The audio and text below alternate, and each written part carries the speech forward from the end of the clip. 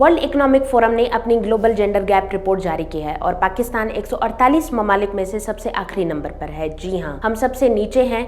लेकिन आखिर ये रिपोर्ट किस बात की निशानदेही करती है और हमारी अपनी national commission for the status of women इस रिपोर्ट को गैर मुनसिफाना क्यों कह रही है? दरअसल ये रिपोर्ट 4 शोबों के बुनियाद पर मुल्कों की दर्जाबंदी करती है: तालीम, सेहत, मुआशी शिरकत और सियासी अख्तियार, जिसमें पाकिस्तान का मजमूई स्कोर 56.7% रिकॉर्ड किया गया है। मुआशी शिरकत में पाकिस्तान 147वें नंबर पर है, तालीमी हुसूल में 137वें नंबर पर, सेहत व बका में 131वें नंबर पर और सियासी इख्तियार में 118वें नंबर पर। जबकि NCSW इस दर्जाबंदी से मुत्तफिक नहीं है। उनका कहना है कि ये रिपोर्ट गलत एदाद शुमार पर मबनी है और इस रिपोर्ट में वफाकी और सूबाई सतह पर खवातीन वज़रा को नज़रअंदाज किया गया है।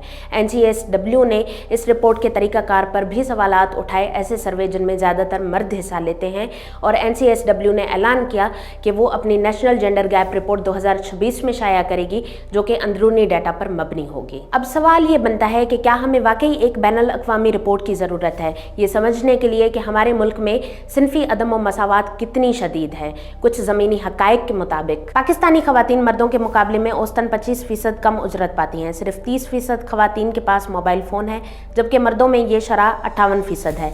एक सर्वे के मुताबिक 90% ख़वातीन अपनी ज़िंदगी में घरेलू तशद्दुद का शिकार होती हैं। ये सिर्फ एदाद शुमार नहीं बल्कि पाकिस्तान में ख़वातीन की रोज़मर्रा की ज़िंदगी की तस्वीर है। ज़्यादातर ख़वातीन मैशियत से बाहर हैं। बहुत सी लड़कियां आज भी तालीम मुकम्मल नहीं कर पाती। ख़वातीन की राय घरों से लेकर असेंबलियों तक अक्सर अहमियत नहीं रखती और ये मसला सिर्फ रैंकिंग का नहीं, असल मकसद ज़िंदगियाँ बेहतर करना है। उसके लिए पाकिस्तान को कुछ इक़दामात करने होंगे, जैसे कि ख़वातीन को मसावी तनख्वाह दी जाए, ख़ास तौर पर गैर रस्मी शोबों में। लड़कियों की तालीम तक रसाई और तालीम मुकम्मल करने में मदद दी जाए।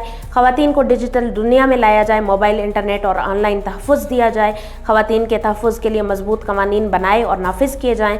ख़वातीन को असल फैसला साजी में हिस्सा दिया जाए, महज अलामती ओहदों पर नहीं। ये रिपोर्ट हमारे लिए एक वेकअप कॉल है, ना कि ऐसी चीज़ जिसका हम दिफा करें या इसको नज़रअंदाज करें। पाकिस्तान कभी तरक्की नहीं करेगा जब तक इसकी निस्फ आबादी पीछे रहेगी।